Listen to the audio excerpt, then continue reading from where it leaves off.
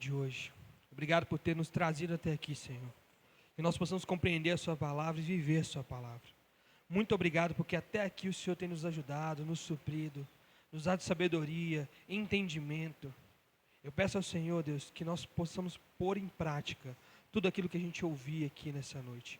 E que principalmente, Senhor, aumente cada vez mais a nossa fé e o nosso amor pelo Senhor e pela sua palavra.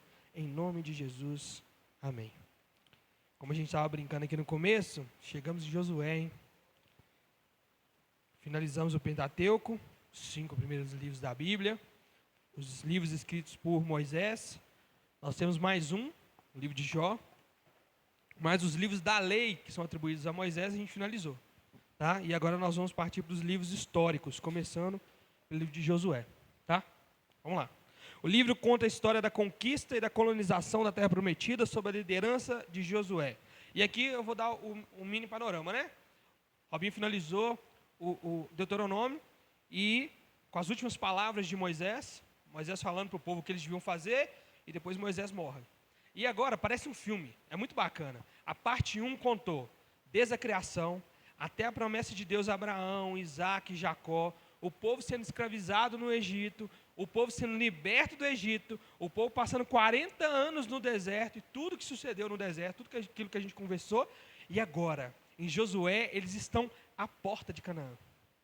Existe um rio, o Rio Jordão, e eles estão do lado de cá, e Canaã é logo ali. Então nós vamos começar agora a próxima saga, a saga do cumprimento da promessa de Deus para aquele povo. Deus prometeu a Abraão, lá atrás, que daria uma terra para esse povo. E a terra é Canaã. E ela está logo ali. Tá? Vamos lá. Sobre Josué. Josué é Iehoshua. O Senhor é a salvação. O título do livro foi traduzido como Jesus, que também é a gráfica grega do nome Jesus, Salvador. Assim, José é retratado como Salvador ou libertador dos israelitas. Ele é o representante do Senhor e um instrumento humano para o cumprimento das promessas divinas na vida dos filhos de Israel. Isso é importante, tá? Deus, ele sempre tem um mediador até Cristo. Até chegar a Cristo sempre tem. Teve Abraão, o pai da promessa, teve Moisés, agora vai ter Josué, depois vão ter os juízes, depois vai ter Davi, aquela coisa toda que a gente conhece, aquilo tudo que a gente conhece. E tudo isso apontando para Jesus Cristo, o verdadeiro mediador, tá? O único mediador. Lembrando que antes Josué chamava-se Oséias, que mudou o seu nome quem mudou o seu nome foi Moisés em Cádiz, isso está em Números 13. Com vontade, gente, está em Números 13. Embora o livro de Josué introduza a seção dos livros históricos em nossa Bíblia, ele era o primeiro livro dos profetas anteriores dentro da seção dos profetas na Bíblia hebraica. Por que eu coloquei isso aqui? Não sei se todos vocês estavam, mas ano passado nós falamos sobre a criação do cânon bíblico. E no cânon bíblico, a gente entendeu que todo o Antigo Testamento é o Antigo Testamento que os hebreus usavam e usam até hoje. O povo de Deus usa até hoje. Lei, os profetas e os escritos. O próprio Jesus testifica da lei, dos profetas e dos escritos. Amém? E aí eu coloquei essa última informação, obrigado, gente. Coloquei essa última informação aqui, porque aí quem não conhece não sabe a importância sobre o cânon bíblico, nós temos uma SEB sobre isso, tá? Então fiquem à vontade. E é essa organização. O Pentateuco a gente terminou, Gênesis, Êxodo, Levítico, Números e Deuteronômio. Aí nós vamos aqui para os históricos, Josué, Juízes, Ruth, enfim. Depois os poéticos, profetas maiores e profetas menores. Lembrando que profetas menores não significa que eles são menores em força e poder. Eles são menores porque são livros menores, tá? Profetas, os escritos, a lei e os poéticos. Jó, Salmos, Provérbios, Eclesiastes, Cantares. Não querendo dizer que Jó é um livro só poético, tá? É um livro histórico também. Mas, enfim. Isso aqui é aulas passadas. Fiquem à vontade lá no YouTube. Agora sobre o autor. Mais sobre o autor. Há todas as razões para concluir que a tradição unânime dos judeus está correta quando atribui a autoria do livro de Josué ao Josué. Só que, por que eu quis colocar essa informação aqui? Porque não se tem unanimidade, tá?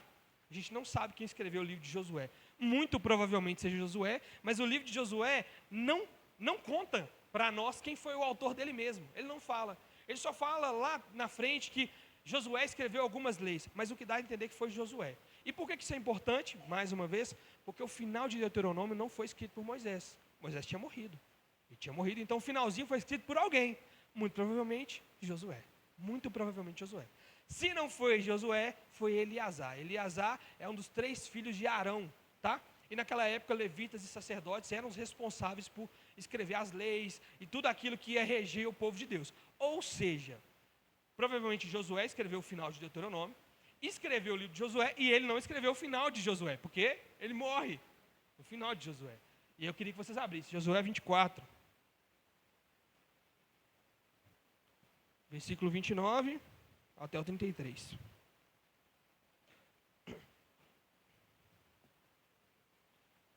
Diz assim: passado algum tempo, Josué, filho de Num, servo do Senhor, morreu. Tinha 110 anos de idade, novo. E o sepultaram na terra que tinha recebido por herança em Timnat-Será, nos montes de Efraim, no norte do monte Gaás. Israel serviu ao Senhor durante toda a vida de Josué e dos líderes que lhe sobrevieram e que sabiam de tudo que o Senhor fizera em favor de Israel. Os ossos de José e os israelitas haviam trazido do Egito, foram enterrados em Siquém, no quirão de terra de Jacó havia comprado nos filhos de Amor, pai de Siquer, por 100 peças de prata. Aquele terreno tornou-se herança dos descendentes de José. Sucedeu também que Eleazar, filho de Arão, morreu e foi sepultado em Gibeá, e fora dado a seu filho Finéias, no monte de Efraim. Finéias, talvez também possa ter sido aquele que escreveu o final de Josué. É confuso, né? Mas enfim, é informação. Sobre o livro. O livro de Josué retrata a entrada dos israelitas na terra prometida, sobre a liderança do profeta Josué. E aí eu não preciso explicar o que aconteceu, né? A gente viu nas aulas passadas.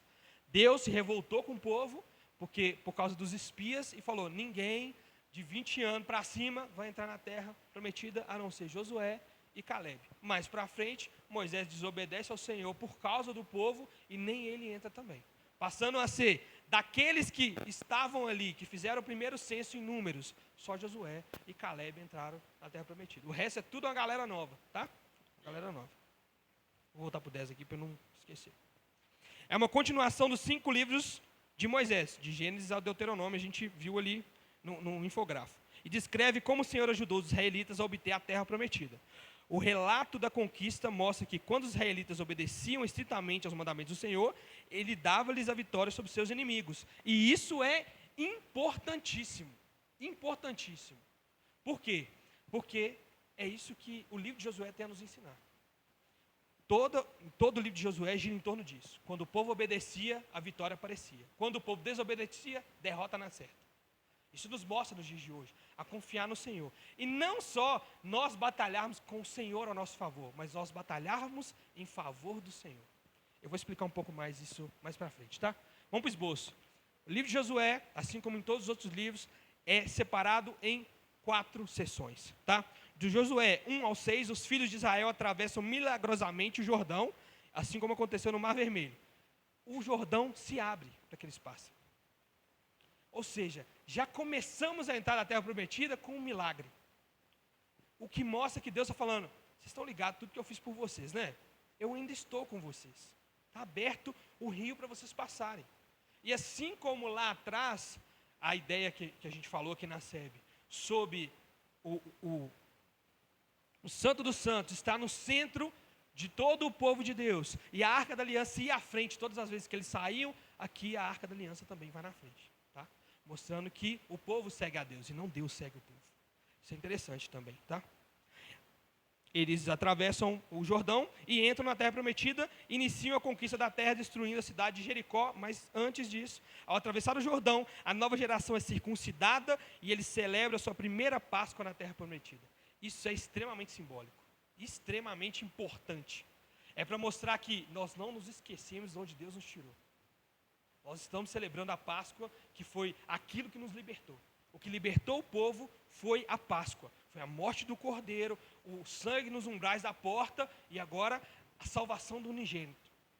Do primogênito, no caso, né? E agora, obrigado. E agora, mais uma vez, eles celebram isso para se lembrar. E é interessante, por quê? Porque quando nós lemos sobre a Páscoa, Deus é estritamente, ele é estrito quando ele fala assim: faça os seus filhos se lembrarem disso. Se lembrem disso. Quando seus filhos te perguntarem, quem nos libertou? Como foi? Contem essa história para eles. E realmente o povo contou. Essa nova geração celebra a Páscoa, ao passar do Jordão. Bacana, né? Tá.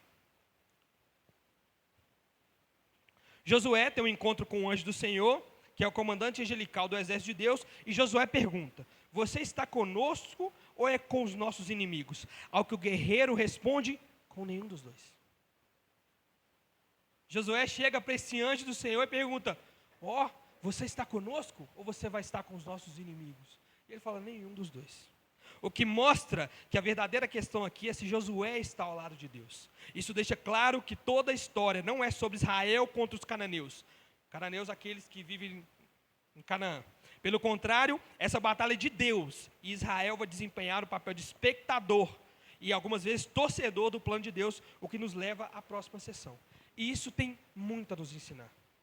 Quantas vezes nos nossos planos nós falamos assim: mas Deus está comigo, Deus é comigo. O problema não é esse. O problema é se nós estamos com o Senhor. Esse é o verdadeiro problema. Ah, então eu não posso falar isso. Não é questão de falar, é questão de entender. Você precisa entender que os seus planos são colocados na mão de Deus e Deus faz o que Ele quiser.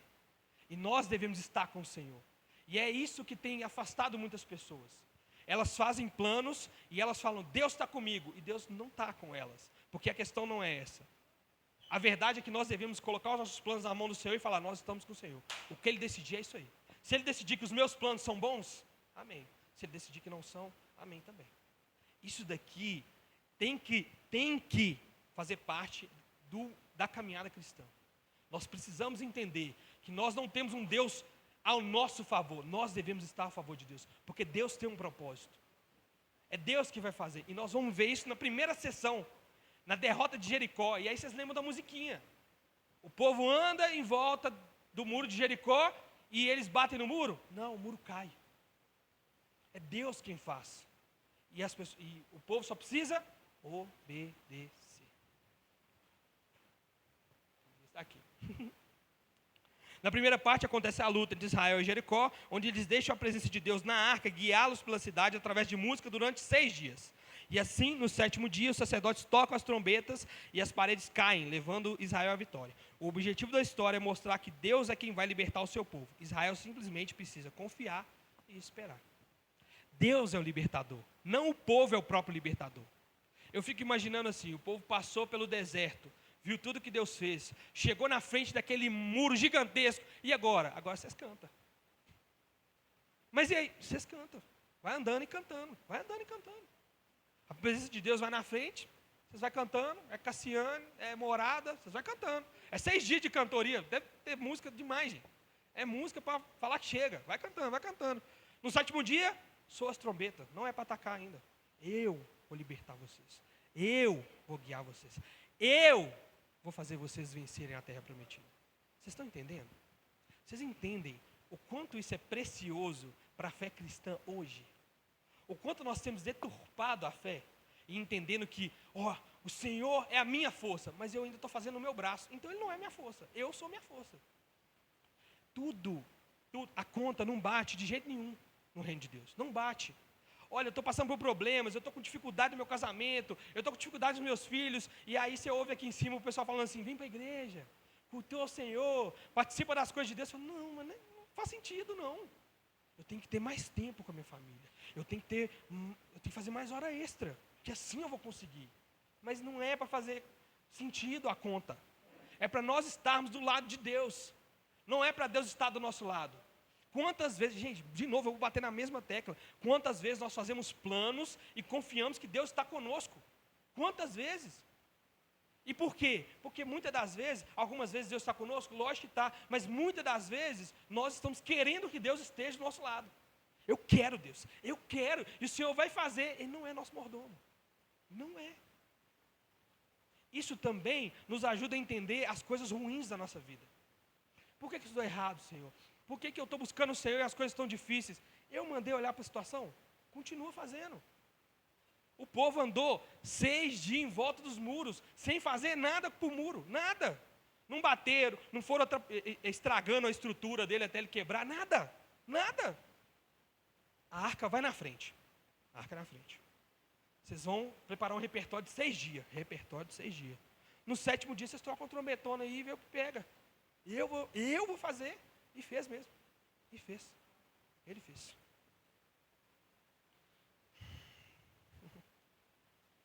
Ô Senhor, obrigado, muito obrigado. E aí nós vamos para a segunda sessão.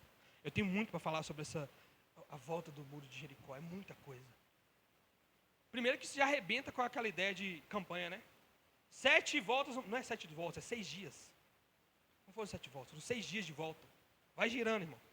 Vai andando, vai andando, vai andando, vai andando, vai andando. Uma hora Deus dá a vitória, no 7º dia.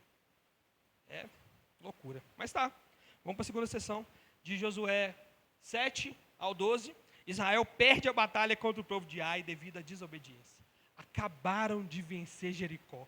Acabaram de confiar no Senhor. Falaram assim, tá bom, né?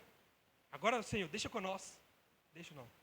Não deixa não. Porque se o povo fizer, quem libertou o povo? O povo. Se Josué fizer, quem libertou o povo? Josué. Se Moisés fizer, quem libertou o povo? Moisés. Não foi Moisés que libertou o povo. Não foi Josué que libertou o povo. Foi Deus que libertou o povo. Nós queremos ser responsáveis pela bênção de Deus na nossa vida, ou nós queremos que Deus abençoe a nossa vida? Porque se Deus abençoar a nossa vida, é no tempo dele, do jeito dele, da forma dele. Se nós queremos abençoar a nossa própria vida, nós vamos penar. Porque nós não temos poder de Deus. Nós não sabemos de nada. Nós não temos conhecimento de nada. Nisso daí a gente vai entender na prática do livro de Josué. O quão importante para a vida cristã é o livro de Josué. O quanto nós devemos olhar para o passado para não cometermos os mesmos erros agora. E não depositarmos a nossa fé em objetos, em pessoas, em nós mesmos, mas no Senhor de verdade. Gente, nós estamos lendo Carta de Diabo ao Seu Aprendiz. E nós estamos entendendo, até a 9ª carta, o que mais se fala é isso. O jargão está do lado do diabo. O jargão, o que é? A palavra pronta. A frase de efeito. Está do lado do diabo. Por quê? Porque você confia na frase pronta. Deus é contigo, irmão. Amém. Amém o quê? Deus é comigo no quê? Eu estou do lado do Senhor? Eu tenho feito a obra do Senhor? Por que Ele deveria? O que isso vai mudar e melhorar no meu relacionamento com Ele? Porque é isso que importa, tá? É isso que importa. Como a bênção que você vai receber vai impactar na sua vida com o Senhor. Se é negativamente, não é bênção. É simples assim. Lucinho vive falando isso, que uma bênção na hora errada é maldição. Você não está pronto, você não está preparado, você fala quero, Deus fala não, e você fala assim, mas eu vou, então vai, não é bênção. Quantas vezes nós já vimos igreja, gente, nossa, vocês são de igreja também, vocês sabem. Nossa, irmão, eu estava precisando tanto de um emprego, consegui um na hora do culto, olha que bênção. Que bênção o quê? Como que o Senhor vai abençoar um trem desse? Você está firme na fé nesse ponto? Eu me pergunto isso. Eu lembro, na época que eu estava desempregado lá em casa, meu pai tinha saído de casa, estava eu, minha mãe e meus irmãos. E aí eu falei com minha mãe assim, mãe, consegui um emprego. Glória a Deus. Que hora? Eu falei, de noite. Ela falou assim, então você não vai aceitar não. E eu falei, realmente, eu tinha acabado de converter, cara. Se eu aceito um emprego na hora do culto, acabando de converter, eu estava aqui não. Eu estava aqui não. Isso é certeza. Ah, mas eu já tenho muitos anos de fé. Ao que pensa está de pé, cuide para que não caia. Vamos continuar. Israel perde a batalha contra o povo de Ai devido à desobediência. Depois de se arrepender, os israelitas prosperam em batalha, pois o Senhor luta com eles. Eles assumem o controle da terra prometida. E aí eu vou contar essa história para vocês entenderem o que aconteceu. Contei a história de Jericó e agora eu vou contar a história da derrota dos israelitas pelo povo de Ai, tá? Existe ali um israelita chamado Acã. Eu coloquei aqui já. Acã. Ele rouba de Jericó alguns dos bens consagrados que deviam pertencer somente a Deus. E depois ele mente a respeito disso. Ele rouba dos despojos, existe uma parte que vai para o Senhor, ele rouba desses despojos, e aí ele não fala nada, deixa o bicho pegar, fala assim, gente, vamos deixar para lá. O povo vai lutar contra Ai e perde. E assim Israel vai para a batalha contra a cidade de Ai e eles são totalmente derrotados. E é somente após o arrependimento humilde e ao lidar severamente com o pecado de Acã que Israel recebe a vitória. Sabe o que acontece? Tiram sorte, caem Acã conta, matam Acã e aí eles ganham. É assim que funciona. Resolve o problema. Mais para frente, eu vou falar um pouco com vocês sobre essa espécie de morte, que essa quantidade de morte no Antigo Testamento. Mas a ideia é que depois de um tratamento severo do pecado, aí existe vitória. Só depois de um tratar severo. E isso também me ensina muito. Eu tenho certeza que essa aula vai dar 2 aulas pelo tanto de coisa que eu aprendi no livro de Josué. O tanto de coisa que Deus falou no livro de Josué. O quanto nós estamos brincando com o pecado. E é por isso que a gente não vence. Não vence, cara. Deus manda fazer um negócio. Aí você faz meio negócio, assim, resolveu. Não existe jeitinho brasileiro com o Senhor. Não existe. Não existe chegar na agência bancária de Deus, 5,59, assim, que não tem. É sim, sim, não, não. Só depois de um tratamento severo do pecado de Acã, o povo pode ir lá, porque agora o Senhor está com eles. Aí eles vão vencer. Aí eles vão vencer. Eu fiquei pensando nisso, e todas as vezes que a gente fala de pecado, fica aquela ideia de que nós estamos falando para os outros. E é mentira. Nós estamos falando para nós mesmos. A gente precisa entender, isso não é jargão, tá? Isso é real. A gente precisa entender a severidade que o pecado é, o que o pecado traz e a severidade com que nós devemos tratar o pecado. E o pecado aqui, eu não estou falando só daquela coisa que é essencialmente pecado. É aquilo que talvez seja pecado na sua vida. Eu vou dar um exemplo, tá? Meu irmão, o Alder, um excelente jogador de futebol. Joga muito, muito, e gosta muito de futebol. Quando ele converteu, ele percebeu que ele estava amando demais o futebol. Ele percebeu, ninguém falou com ele. O Senhor falou com ele. E aí ele passou 1 ano sem jogar. Amava futebol. Ai, isso é um jejum. Que jejum? É eu querendo morrer. Morrer. Eu não quero viver essa vida de dependência dessas coisas. Eu vou largar. A gente precisa entender a seriedade das coisas. Se eu não fizer... Meu irmão entendeu que se ele não fizesse do futebol um lazer agora, lá na frente era um Deus dele. Ele sabia disso. Ele percebeu isso. Ninguém falou nada com ele disso.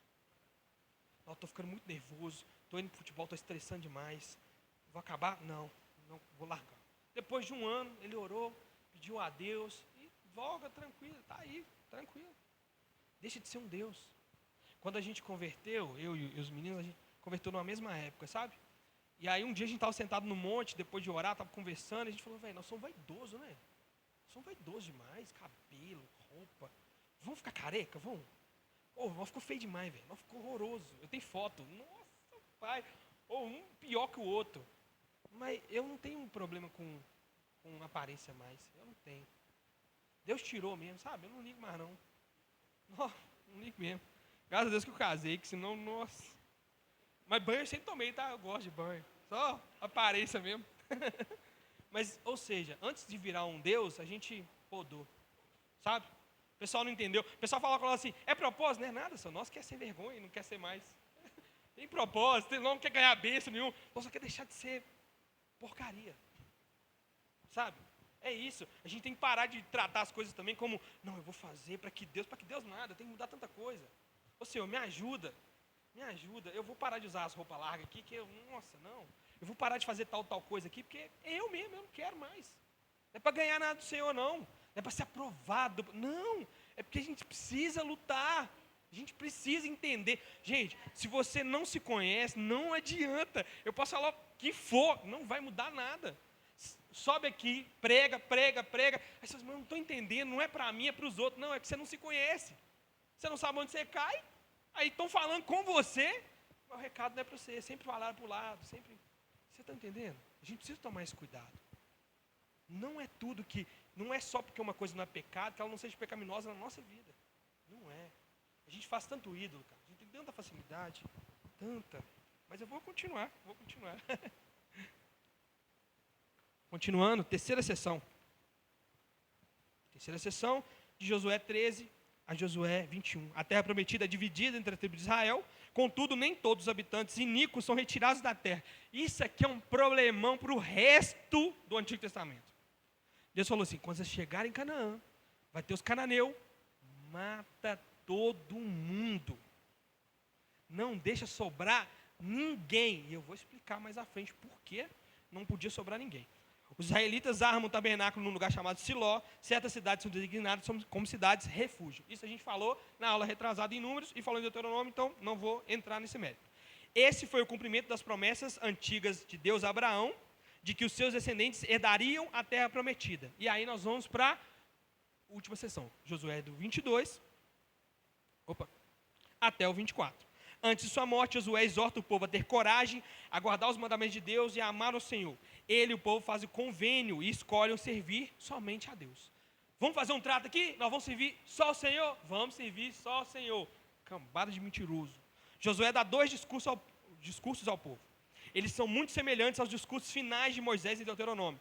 Josué relembra-os da generosidade de Deus, como ele os trouxe para a terra e os resgatou dos cananeus, e assim ele os chama para rejeitarem os deuses cananeus e serem fiéis à aliança que fizeram. E presta bastante atenção nisso. Se fizerem isso, terão a vida e a bênção na terra, mas se forem infiéis, Israel vai receber o mesmo julgamento divino que os cananeus receberam. Os cananeus foram dizimados e exilados. E lá na frente, o que a Babilônia fez com Israel? A mesma coisa. Fui avisado. É uma das primeiras defesas contra o Senhor. Foi avisado. Sirvam a Deus. Busquem só o Senhor. Façam o que é certo. E vocês vão ter vida. A cidade vai prosperar, a terra vai prosperar. Vocês vão ficar tranquilos. Mas se não, lembra o que vocês fizeram com os cananeus? Eu vou mandar fazer com vocês. Falta de aviso não foi. Josué e Eleazar, o terceiro filho de Arão, morrem. E assim termina o livro de Josué. Tá? E aí nós vamos para a importância teológica. Josué enfatiza a fidelidade de Deus, tanto a aliança abraâmica, a aliança a Abraão, como a aliança mosaica, a aliança a Moisés. A fidelidade dele e essas alianças é vista em suas ações unilaterais a favor de Israel. Por que unilaterais? Porque é Deus quem faz. Deus não faz esperando nada, Ele faz. Ele faz a aliança com Abraão, Ele faz a aliança com Moisés. Ele não está esperando nada, Ele faz. E Ele cumpre a parte dele. Tá? Vamos lá. O que Ele faz? Ele refreou o Jordão, Ele abriu o Jordão para eles passarem, né? Destruiu os muros ao redor de Jericó, enviou uma tempestade de granizo sobre os inimigos de Israel, está em Josué 10, e estendeu o dia para que o povo tivesse vitória sobre eles. Isso daqui é doideira, nós vamos ler daqui a pouco. A fidelidade de Deus é salientada pelo fato de Ele conceder vitória, apesar da morte do seu servo escolhido Moisés e de todas as adversidades devastadoras. Apesar de tudo que o povo tem feito, Deus continua abençoando o povo. Por quê? Por Ele, pelo nome dEle, por quem Ele é. Isso tem que gerar temor em nós. Às vezes você sabe que está errando. Às vezes nós sabemos que nós não estamos em um bom caminho. E o Senhor continua sendo bom conosco. Isso precisa gerar temor. Ah, mas se for assim, as pessoas vão continuar pecando. Não são filhos de Deus. Isso não é o Senhor que está fazendo. Deus não vai dar uma bênção para alguém que vai destruir ela. Não vai. Não vai. Isso veio de outro lugar. Satanás tem seus milagres, como diria Lutero, tá?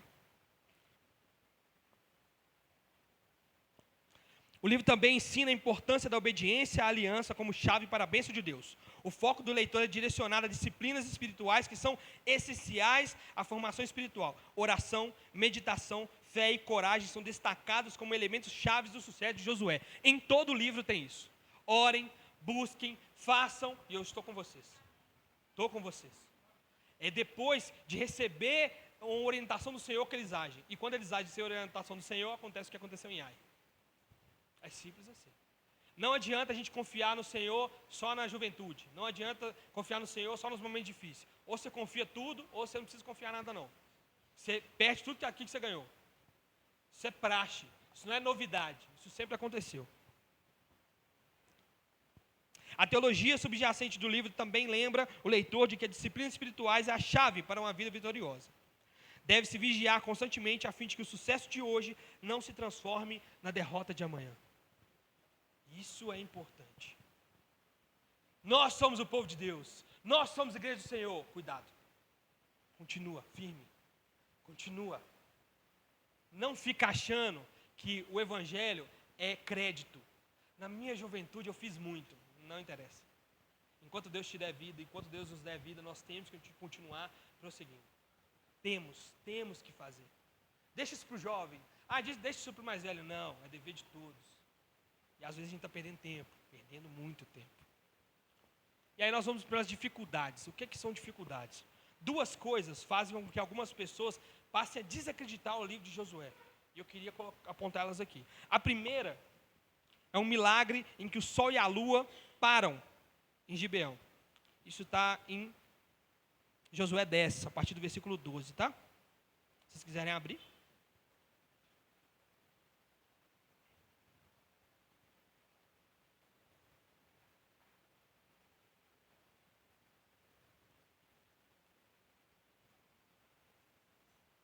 No dia em que o Senhor entregou os amorreus aos israelitas, Josué exclamou ao Senhor na presença de Israel: Sol, pare sobre Gibeão, e você, ó lua, sobre o vale de Algilom. O sol parou e a lua se deteve, até a nação vingar-se dos seus inimigos, como está escrito no livro de Jazar. O sol parou no meio do céu e por quase um dia inteiro não se pôs. Nunca antes, nem depois, houve um dia como aquele, quando o Senhor atendeu a um homem. Sem dúvida, o Senhor lutava por Israel. Isso é uma dificuldade para algumas pessoas. Ué, mas espera aí, isso não atrapalha na rotação da Terra? Isso aí não atrapalha na nossa contagem de anos? Vamos lá. Existem muitas explicações dadas sobre essas palavras. Elas não devem, porém, apresentar nenhuma dificuldade se acreditamos na possibilidade da intervenção milagrosa de Deus em favor do seu povo. Se foi causada pela refração da luz ou de outra maneira, nós não sabemos. Aconteceu, gente. Isso é um fato. Aconteceu. A lua parou onde estava, o sol parou onde estava e só se pôs quando o povo venceu. Porque Josué pediu. A segunda dificuldade é sobre o mandamento dado por Deus de exterminar totalmente os cananeus. Isso daqui eu queria muito tratar com vocês. Porque muitas pessoas chamam Deus de genocida, de um Deus maldoso, de um Deus de ódio. E aí quando Jesus vem, o amor reina. Deus do amor é Jesus. Deus é um Deus mau. Porque Ele manda matar as pessoas sem pensar duas vezes. Vamos lá. Primeiro de tudo, não deve o juiz de toda a terra fazer o que é certo? Basta que Josué soubesse claramente que essa era a vontade de Deus, que emprega seus terríveis instrumentos, fome, pestes e guerras, no justo governo desse mundo. Os cananeus haviam afundado em um estado de imoralidade e corrupção tão repugnante e degradante que tiveram de ser extirpados da terra através da espada. A espada dos israelitas, em suas execuções mais sangrentas, fez um trabalho de misericórdia para toda a nação da terra até o fim do mundo. E eu quero explicar por quê, tá? Jesus não disse para amarmos os nossos inimigos, porque Deus no Antigo Testamento parece gostar tanto de fazer guerra. A verdade, a pergunta correta nesse caso seria: por que os cananeus? Por que Deus mandou matar os cananeus? Não é porque Deus mata, não é porque Deus faz guerra, mas por que os cananeus? Vamos focar no povo. Por que Deus mandou exterminar esse povo completamente? Vamos lá. A cultura dos cananeus era extremamente corrupta moralmente, principalmente nas questões sexuais. Isso está em Levítico 18, tá? Fiquem à vontade para ver lá. Sem falar que eles praticavam sacrifícios infantis. Isso está em Deuteronômio. E eu quero que vocês abram lá, Deuteronômio 12. 12, 29 e 30.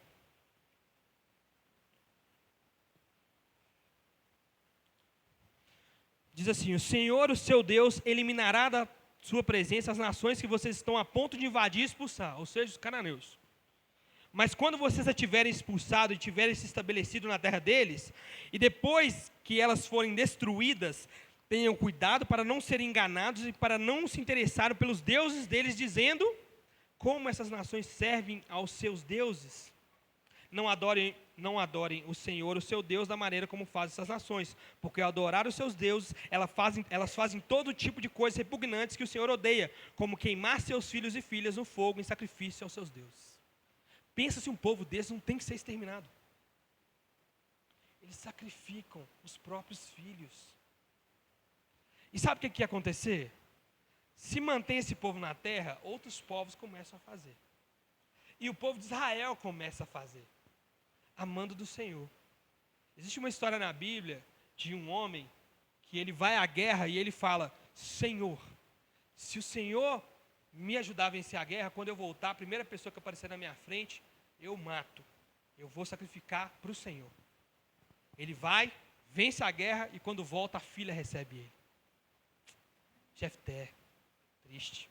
Ele chora, a filha se lamenta por morrer virgem, e a história termina aí. Deus mandou? Jefté é doido, confundiu os deuses, se enganou. Mas a verdade é que misturou. Existe uma mistura de deuses. Deus nunca mandou matar filho de ninguém.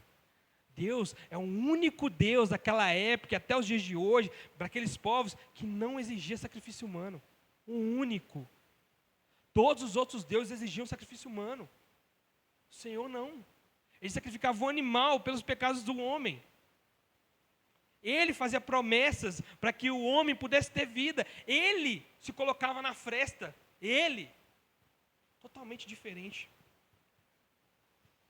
E Deus não queria que essas práticas influenciassem Israel. No capítulo 9 de Josué, encontramos os gibeonitas, onde aconteceu essa batalha em Gibeão aqui, um grupo de cananeus que fizeram aliança com Israel e assim foram poupados da destruição. Ou seja, Deus não queria matar todo mundo. Esse povo fez aliança com o povo de Deus. Enganaram o povo de Deus? Enganaram. Enganaram o povo de Deus. Quando o povo de Deus percebeu que eles fingiram que não eram cananeus. E aí eles sugeriram aliança com o povo de Deus. Quando o povo de Deus aceitou, eles descobriram que na verdade eles eram cananeus e Deus tinha mandado matar todos. Mas para não desfazer a aliança, fizeram dos gibeonitas escravos. Deus mandou fazer escravo? Não mandou, né? Mas os gibeonitas foram salvos por causa disso. Tá? E aí nós chegamos em Raabe. Eu preciso falar sobre Raabe. Preciso. Está lá no começo do livro de Josué, mas eu queria falar sobre ele. E aí, vou contar a história para vocês, tá? Josué estava a caminho da terra prometida e estava enfrentando o primeiro grande obstáculo, Jericó. Lembram disso que eu contei lá no começo? Estavam no Jordão, atravessaram o Jordão, fizeram a primeira Páscoa e tudo mais, e eles precisam destruir a cidade de Jericó. Para se estabelecer em Canaã, eles precisavam passar por Jericó, mas na época as cidades eram todas construídas dentro de muros. Eles eram muito altos e espessos e haviam pessoas que construíam suas casas nos muros. Os muros tinham o objetivo de proteger a cidade contra invasores e eram praticamente impenetráveis. E para conseguir passar por aquelas muralhas, Josué envia 2 espiões para colher informações sobre a cidade, governo e tudo mais. Tá? Os espiões foram, portanto, para um local estratégico, onde passavam vários comerciantes, viajantes, mercadores locais e forasteiros. Foram a um prostíbulo. Por irem a um local tão movimentado, fora dada a notícia para o rei de Jericó que haviam 2 estranhos entre eles, colhendo informações. Estão acompanhando? A notícia que haviam 2 estranhos andando por Jericó se espalhou bem rápido e foi parar no rei. Com isso, a cidade toda entrou em alerta e o rei desconfiou que os espiões estavam no prostíbulo de Raabe. Com isso, por lógica, ela deveria entregá-los. E agora falando sobre Raabe. Raabe era uma prostituta, ou talvez a dona do prostíbulo, a gente realmente não sabe, e sustentava sua família com a prostituição, que era uma prática relativamente comum na época. Raabe, porém, esconde os espiões, e ela explica o porquê fez isso em Josué 2. Eu quero que vocês abram comigo Josué. Capítulo 2, versículo 8.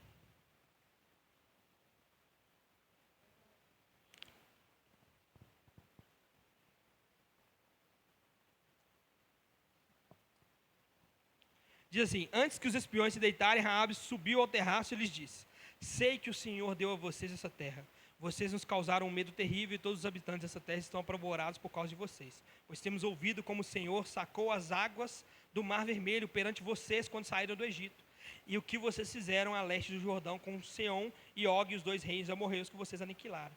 Quando soubemos disso, o povo desanimou-se completamente por causa de vocês, todos perderam a coragem. Pois o Senhor, o seu Deus, é o Deus acima de todos os céus, debaixo da terra. E ela continua falando, tá?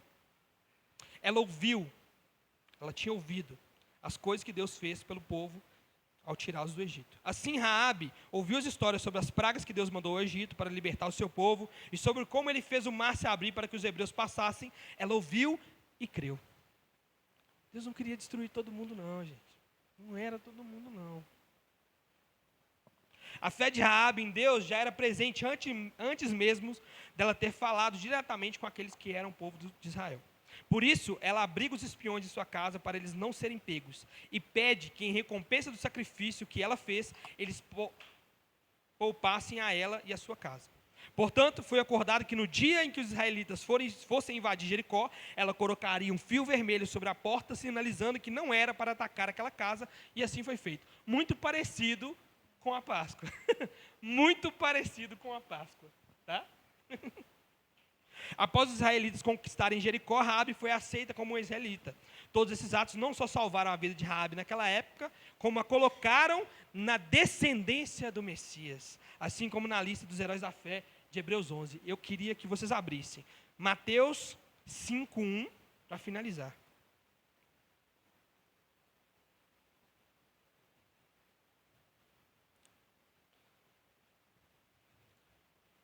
Mateus 5:1, aquela genealogia que você pula quando você está lendo.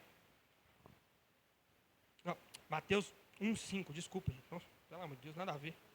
Mateus 5, nada a ver. 1:5. Agora eu vou fazer a piada de novo. Aquela genealogia que você pula quando você está lendo. Salmão gerou Boaz, cuja mãe foi Raabe. Boaz gerou Obed, cuja mãe foi Ruth. Obed gerou Jessé, e a gente sabe onde isso termina. Ela não só foi salva naquela época, tá? Vamos para Hebreus 11, para finalizar? Hebreus 11, 31. Hebreus 11, para quem não sabe, é a galeria dos heróis da fé. Diz assim: pela fé, a prostituta Raabe, por ter acolhido os espiões, não foi morta com os que haviam sido desobedientes. Oh, Jesus.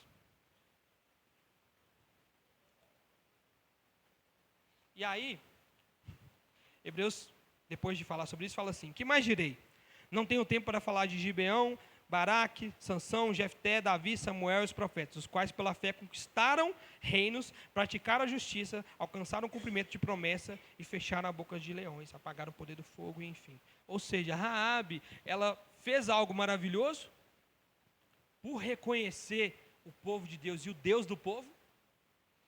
Não só foi salva naquela época, como faz parte da descendência de Jesus e é uma das heroínas da nossa fé. Nossa, e como vale? E como vale? Vamos ficar de pé?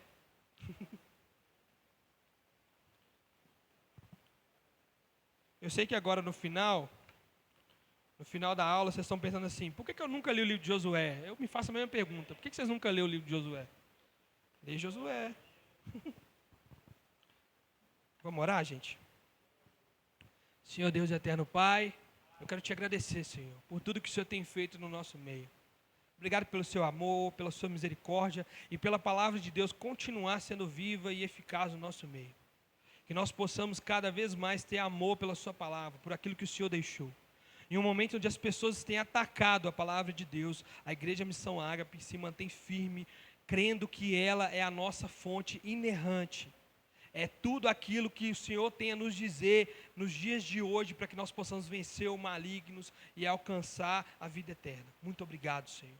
Obrigado pela sua misericórdia, pelo seu amor. Que no culto que se segue, Senhor, o Senhor possa continuar falando conosco. Que nós possamos continuar vivendo as verdades do Senhor. Que nós possamos continuar adorando e engrandecendo o seu nome. E cada vez mais, a partir do momento que conhecemos cada vez mais o Senhor. Em nome de Jesus, Deus, transforma o nosso coração. Transforma a nossa mente, Deus. Não nos deixa sair daqui do jeito que entramos, Senhor. E que nós possamos te engrandecer pelo que o Senhor é, e não por aquilo que a gente pensa. Em nome de Jesus, amém. E lá em cima tem café. Sempre tem.